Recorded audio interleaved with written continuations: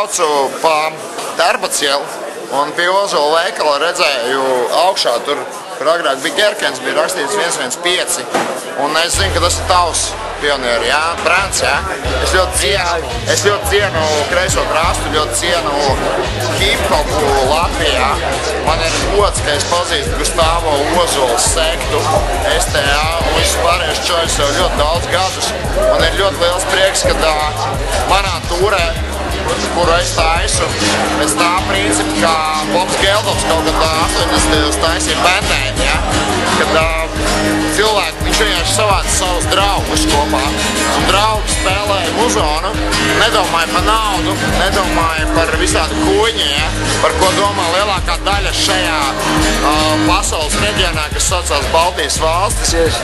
Man ir 63 sastāvi šajā tūrē. Man ir vislabākie, visīstākie un vispatiesākie mākslinieki, komponisti, dziesminieki, dzējnieki un visi pārējie mūsu tūrēm. Ir ļoti grūti, šodien ir trešā diena, man ir pilnīgs pizdiets, mēs vēl neesam sākuši pusgadīgi konci, es ļoti noguris. Šovakar šeit būs lielākā daļa no labākā, kas vispār ir Baltijā hip-hopā, un tie ir mani brāļi un tā ir mana ģimene, un man ir baigais prieks par to, ka cilvēkiem nav jāpaskaidro, kas, kāpēc. Man pietiek ar to, ka es piezvanu un pasaku pionēri, tu vari tikt Ozolu, tu vari tikt sektu, tu vari tikt.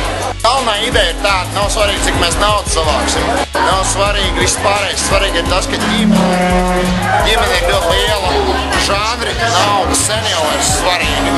Un mēs taisīsim šos pasākumus ne tikai Latvijā, kas saucās Lietuva, 3. manā dzimtenē, kas saucās Igaunija, 4. manā dzimtenē, kas saucās Krievija. Un ir ļoti daudz cilvēku, kuri man ir labi draugi, tieši tāpat kā pionieris un vispārējie, kas jūs šovakar redzēsiet šeit, ko jūs redzējuši iepriekšējās dienās un redzēsiet turpmākajās dienās Ziemassvētku Vecrīgas tūrē. Darīšu visu, lai visi tie, ko es pazīstu, kurus es zinu, ka viņiem var uzticēties, ka viņi ir īsti mākslinieki, kuri muzonu taisa. Pirmkārt, tāpēc, ka viņiem sirdī iedūrās, un viņi pateica, vajag. Es darīšu visu, lai viņus zinātu visā pasaulē.